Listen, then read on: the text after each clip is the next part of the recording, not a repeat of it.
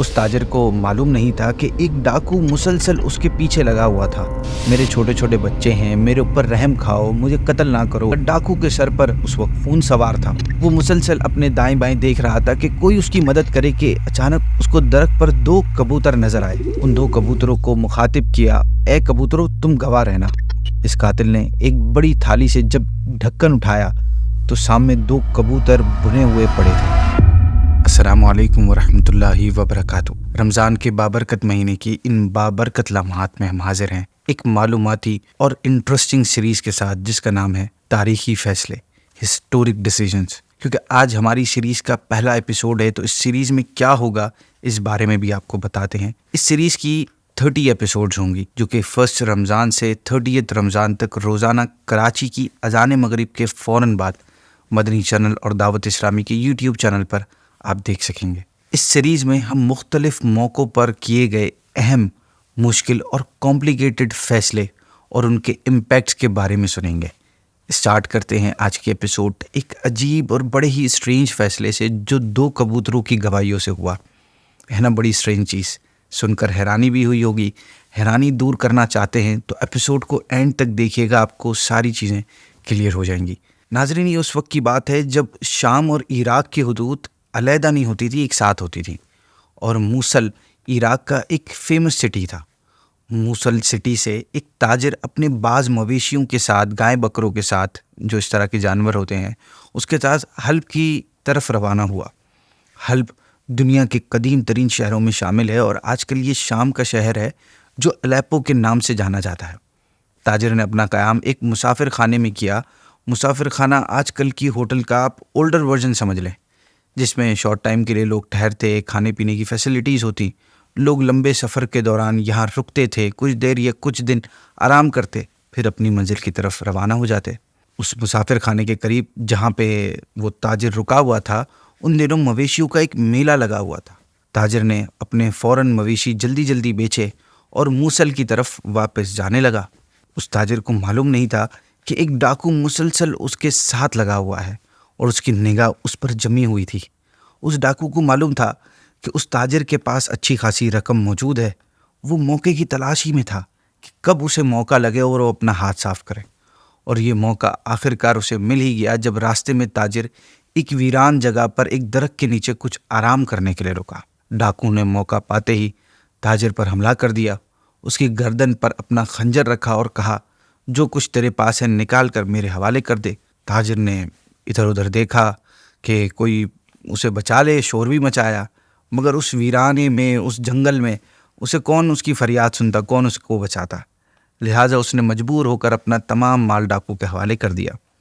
اب ڈاکو اسے قتل کرنے کے ارادے سے آگے بڑھا۔ تاجر نے کہا، مال تمہیں مل چکا ہے، اب مجھے تو جانے دو، میرے چھوٹے چھوٹے بچے ہیں، میرے پر رحم کرو، مجھے قتل نہ کرو۔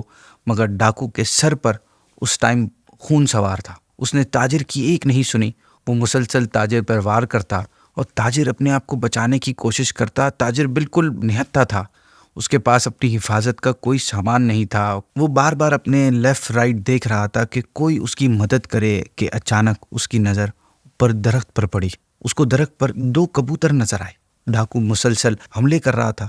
اسی دوران اچانک اس تاجر نے ان کبوتروں کو مخاطب کیا، ان کو بولا اور کہا، اے کبوتروں گواہ رہنا، اے کبوتروں گواہ رہنا۔ 3 بار اس نے ایسا کہا اور یہ کہہ رہا تھا کہ آخرکار ڈاکو اس کو قتل کرنے میں کامیاب ہو گیا۔ قتل کرنے کے بعد اس کے الفاظ ڈاکو کے دماغ میں گھوم رہے تھے اور وہ اسے بڑے مزاحیہ اور بڑے طنز بھرے انداز میں دہرا رہا تھا کہ اے کبوتروں گواہ رہنا، اے کبوتروں گواہ رہنا۔ اس نے گویا اس کا ایک اس کے لیے جوک سا بن گیا تھا۔ ادھر اس تاجر کے اہل و عیال، گھر والے اس کی آمد کا ویٹ کر رہے تھے، اس کے آنے کا ویٹ کر رہے تھے۔ دن گزرتے گئے مگر اس کی کوئی خبر نہ مل رہی۔ چنانچہ اس کا بڑا بیٹا اپنے والد کی تلاش میں حلب گیا۔ وہاں اس کو بتایا گیا کہ فلاں تاریخ کو حلب آیا تھا، فلاں جگہ اس نے قیام کیا تھا اور فلاں کے ہاتھ اپنے مویشی بیچے، اتنی رقم وصول کی، اور چند دنوں بعد حلب سے کچھ فاصلے پر ویرانے میں کسی نامعلوم افراد نے اس کو خنجر کے وار سے قتل کر دیا اور ساری رقم چھین کر وہ فرار ہو گیا۔ تاجر کا بیٹا شہر کے حاکم کے پاس گیا، وہاں سے پھر قاضی کے پاس گیا، اپنے والد کے دوستوں سے ملا کہ کسی طرح قاتل کا پتہ چل سکے، مگر تمام تر کوششوں کا نتیجہ مایوسی کے سوا کچھ نہ ملا۔ وہ مایوس ہو کر واپس موصل آ گیا۔ وہاں کے والی سے ملا اور اس سے مدد کی ریکویسٹ کی۔ اس نے فوری طور پر حلب کے حاکم کو خط لکھا۔ ایک مرتبہ پھر قاتل کی تلاش شروع ہوئی، مگر ساری تحقیقات کا نتیجہ یہ نکلا کہ قاتل کا کوئی پتہ نہ چل سکا۔ تھک ہار کر گھر والے بھی صبر کر کے بیٹھ گئے اور اس کیس کی فائل کو بند کر دیا گیا۔ ایسے ہی جیسے ہمارے دور میں ہوتا ہے نا کہ جب لانگ ٹائم تک کوئی کیس کی ثبوت نہیں مل رہا ہوتا، اس کے حوالے سے کوئی گواہ نہیں ملتا، تو آخرکار اس کیس کو بند کر دیا جاتا ہے، ویسے ہی ہوا۔ وقت گزرتا گیا، دن ہفتوں مہینوں میں بدل گئے اور مہینے سالوں میں بدل گئے۔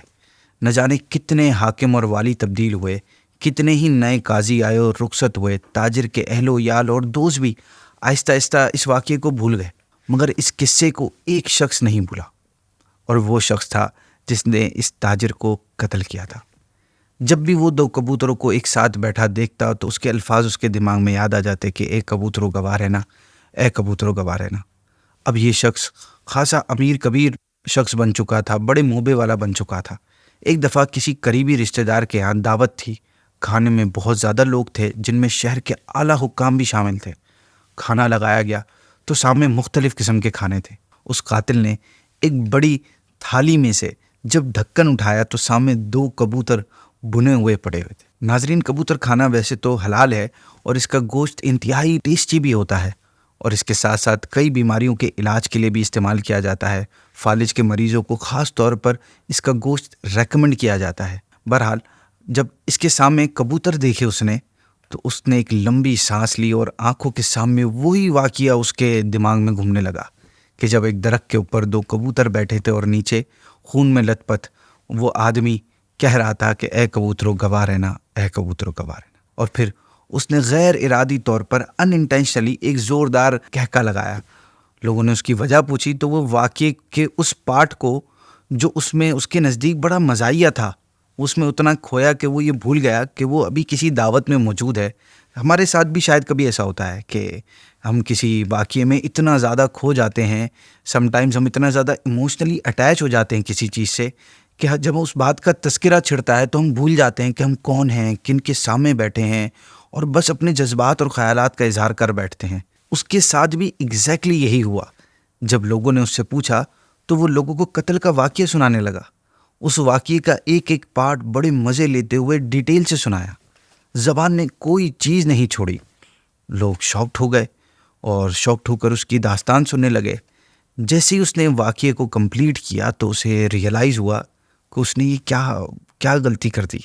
سالوں سے جس واقعے کو لوگ بھول چکے تھے، اس کیس کی فائلیں تک بند ہو چکی تھیں، اس نے خود اس کا چرچا کر دیا، اس کا بیان کر دیا۔ مگر اب کہتے نا وہ تیر کمان سے نکل چکا تھا۔ چند گھنٹوں میں پورے حلب میں یہ واقعہ ہر شخص کی زبان پر تھا، اور حلب کے حاکم کو بھی اس کی اطلاع مل چکی تھی۔ اس نے فوراً اس شخص کو اریسٹ کرنے کا حکم دیا اور اس ڈاکو کے خلاف ایک نیا کیس درج کیا گیا۔ اس دعوت میں موجود لوگوں کو گواہیوں کے لیے طلب کیا گیا۔ سب نے اپنے اپنے بیان دیے۔ مجرم کو بلوا کر گواہوں کے بیانات سامنے رکھے گئے۔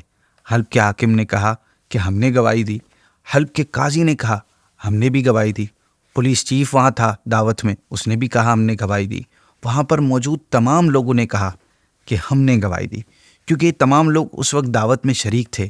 مجرم کے پاس اعتراف کرنے کے سوا کوئی چارہ نہ تھا، کیونکہ جتنی ڈیٹیل سے اس نے قتل کا واقعہ سنایا تھا اتنی ڈیٹیل اس قاتل کے علاوہ کسی اور کو پتہ ہو ہی نہیں سکتی تھی۔ لہٰذا لوگوں کی گواہیوں اور اس کے اقرار پر اس مجرم کو پھانسی کی سزا سنا دی گئی۔ اگلے روز صبح سویرے پھانسی کے منظر کو دیکھنے بے شمار لوگ جمع تھے۔ جب اس کی گردن میں رسی ڈالی گئی تو دیکھا گیا اس کی زبان پر یہ الفاظ جاری تھے، اے کبوتروں گواہ رہنا، اے کبوتروں گواہ رہنا۔ رسی کھینچ دی گئی اور لوگوں نے ایک مجرم کو کیفر کردار تک پہنچتے ہوئے دیکھا۔ ناظرین، اس مقدمے میں دنیا کی عدالت بلا شبہ عاجز آ گئی۔ وہ قاتل کا پتہ نہ لگا سکی۔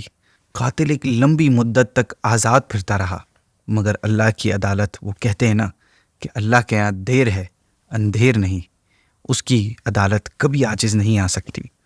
اس کا راز آخر ظاہر ہو ہی گیا اور مجرم کو بالآخر قانون کی عدالت کے سپرد ہونا پڑا۔ اسے کچھ دیر تو مہلت مل گئی، مگر آخر کبوتروں نے گواہی دے دی اور وہ اپنے انجام کو پہنچا، اور ایک مظلوم کی پکار کا جواب اسے مل ہی گیا۔ ناظرین، اسی کے ساتھ ہم آج کے ایپیسوڈ کو اینڈ کرتے ہیں۔